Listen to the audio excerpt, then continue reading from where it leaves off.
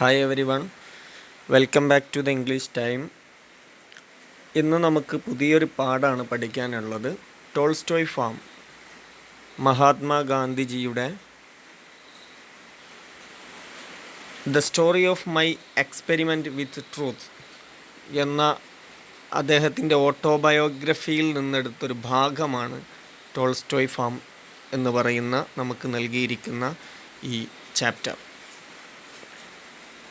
South ആഫ്രിക്കയിലെ ട്രാൻസ്വാളിൽ 1910 ഗാന്ധിജി ആരംഭിച്ച ഒരു ഇന്ത്യൻ കമ്മ്യൂണിറ്റി, ഒരു ഇന്ത്യൻ സമൂഹമാണ് ടോൾസ്റ്റോയ് ഫാം. സത്യാഗ്രഹ സമരത്തിന് അതിനെ ആസ്ഥാനമായി പിന്നീടത് മാറി. ജോഹന്നസ്ബർഗിൽ നിന്നും 21 മൈൽ ദൂരെയുള്ള ആ ഫാം ഗാന്ധിജിയെ പിന്തുണക്കുന്ന ഒരാളായിരുന്ന ഹെർമൻ കലംബാങ്ക് ആയിരുന്നു അത് വാങ്ങിയത്. അങ്ങനെ ഈ ടോൾസ്റ്റോയിയുടെ കൃതികൾ കലംബാങ്കിനെയും ഗാന്ധിജിയെയും ഒരുപോലെ ആകർഷിച്ചിരുന്നു. അതുകൊണ്ടാണ് അവർ ഫാമിന് ഈ ഒരു പേര്, ടോൾസ്റ്റോയിയുടെ പേരിട്ട് ഇങ്ങനെ ഒരു പേര് തന്നെ നൽകാനുള്ള കാരണം. ഫാമിലെ താമസിക്കുന്ന അവിടുത്തെ അന്തേവാസികൾക്ക് വിദ്യാഭ്യാസം നൽകിയത് ഗാന്ധിജി തന്നെയായിരുന്നു. ഇനി നമുക്ക് അവിടുത്തെ കാര്യങ്ങളിലേക്ക് കടക്കാം, പാഠത്തിലേക്ക് കടക്കാം. As the farm grew, farm വികസിച്ചപ്പോൾ, it was found necessary to make some provision for the education of its boys and girl. അവിടെയുള്ള ആൺകുട്ടികളുടെയും പെൺകുട്ടികളുടെയും വിദ്യാഭ്യാസത്തിനുള്ള വഴികൾ കണ്ടെത്തേണ്ടത് ആവശ്യമായി വന്നു. There were among these Hindu, Musalman, Parsi and Christian boys and some Hindu girls. അവർക്കിടയിൽ ഹിന്ദു, മുസ്ലിം, Parsi, Christian ആൺകുട്ടികളും കുറച്ച് ഹിന്ദു പെൺകുട്ടികളും ഉണ്ടായിരുന്നു. It was not possible and I did not think it necessary. അതൊരിക്കലും പോസിബിൾ അല്ല, അതിനെക്കുറിച്ച് ഞാൻ അത്യാവശ്യമാണ് എന്ന് ചിന്തിച്ചിട്ടുമില്ല. എന്താണ് ആ കാര്യം? To engage special teacher for them, അവർക്ക് വേണ്ടിയിട്ട് സ്പെഷ്യൽ അധ്യാപകരെ നിയമിക്കുക, അത് സാധ്യമല്ല, അതിനെക്കുറിച്ച് ഞാനങ്ങനെ കരുതിയിട്ടുമില്ല. It was not possible for qualified Indian teacher were scarce. Qualified ആയിട്ടുള്ള ഇന്ത്യൻ ടീച്ചേഴ്സ് അവിടെ വളരെ കുറവായിരുന്നു. And even when available none would be ready to go to a place 21 miles distance from Johannesburg on a small salary. ഇനി ഉള്ള teachers തന്നെ വളരെ ചുരുങ്ങിയ സാലറിക്ക് ജോഹന്നസ്ബർഗിൽ നിന്നും 21 മൈൽ ദൂരമുള്ള സ്ഥലത്ത് വന്ന് പഠിപ്പിക്കാൻ അവർ തയ്യാറാവുകയുമില്ല. Also we were certainly not overflowing with money. എന്നാൽ ഞങ്ങളുടെ കയ്യിൽ അതിന് മാത്രമുള്ള ക്യാഷും ഇല്ലായിരുന്നു. And I did not think it necessary to import teachers from outside the farm. ഫാമിന് പുറത്തു നിന്നും അധ്യാപകരെ കൊണ്ടുവരുന്നത് ആവശ്യമായി ഞാൻ കരുതിയില്ല. I did not believe, കാരണം I did not believe in the existence system of education. നിലനിൽക്കുന്ന വിദ്യാഭ്യാസ സമ്പ്രദായം, എഡ്യൂക്കേഷൻ സിസ്റ്റം, ആ വിദ്യാഭ്യാസ സമ്പ്രദായത്തിൽ, വിദ്യാഭ്യാസ രീതിയിൽ എനിക്ക് വിശ്വാസമില്ലായിരുന്നു. And I had a mind to find out by experience and experiment the true system. പരീക്ഷണങ്ങളിലൂടെയും സത്യസന്ധമായ രീതി കണ്ടെത്തുക എന്നതായിരുന്നു എൻ്റെ ചിന്ത. Only this much I knew, that under ideal condition true education could be imparted only by the parents. ഈ ശരിയായ വിദ്യാഭ്യാസം ഉചിതമായ സന്ദർഭങ്ങളിൽ മാതാപിതാക്കൾക്ക് മാത്രമേ നൽകാൻ കഴിയുള്ളൂ. And that then there should be the minimum of outside help. That Tolstoy farm was A family.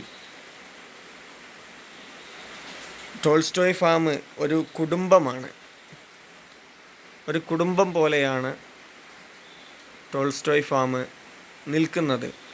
അതുകൊണ്ട് തന്നെ in which I occupied the place of the father, ഒരു അച്ഛൻ്റെ സ്ഥാനമാണ് എനിക്ക് അവിടെ ഉള്ളത്, ഒരു ഗൃഹനാഥൻ്റെ സ്ഥാനമാണ് എനിക്ക് അവിടെ ഉള്ളത്.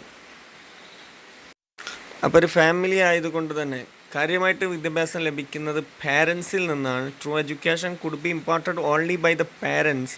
പിന്നെ പുറത്തു നിന്നുള്ള ആളുകളിൽ നിന്നുള്ള ചെറിയ സഹായം മതി. That Tolstoy farm was a family in which I occupied the place of the father, and that I should so far as possible shoulder the responsibility for the training of the young.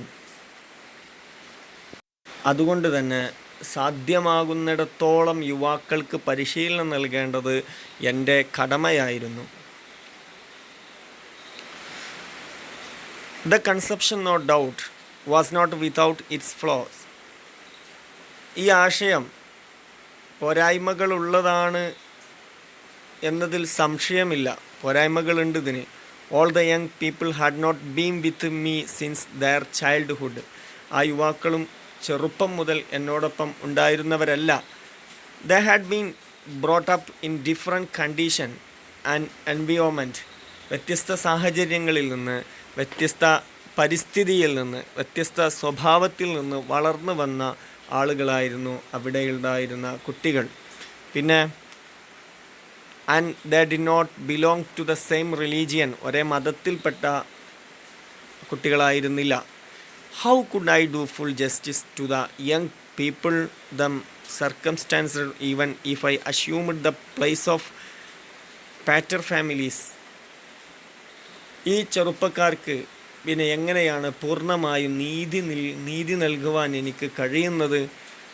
Even if I assumed the place of pater familias, പിതൃവഴിയിലുള്ള കുടുംബമാണ് എന്ന് ഞാൻ കരുതിയാൽ പോലും അത് സാധ്യമാകില്ലല്ലോ. But I had always given the first place to the culture of the heart or the building of character. ഞാൻ ആദ്യമായി ഏറ്റവും പ്രഥമ സ്ഥാനം നൽകിയിരുന്നത് culture of the heart or the building of character, ഹൃദയ സംസ്കാരത്തിനും സ്വഭാവ രൂപീകരണത്തിനുമായിരുന്നു. And as I felt confident that moral training could be given to all അലൈക്ക്.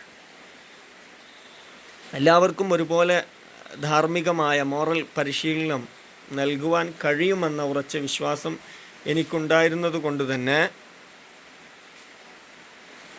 No matter how different their ages and their upbringing, അവർ വളർന്ന രീതിയോ അവരുടെ പ്രായമോ എങ്ങനെ എനിക്ക് പ്രശ്നം ഉണ്ടായിരുന്നില്ല.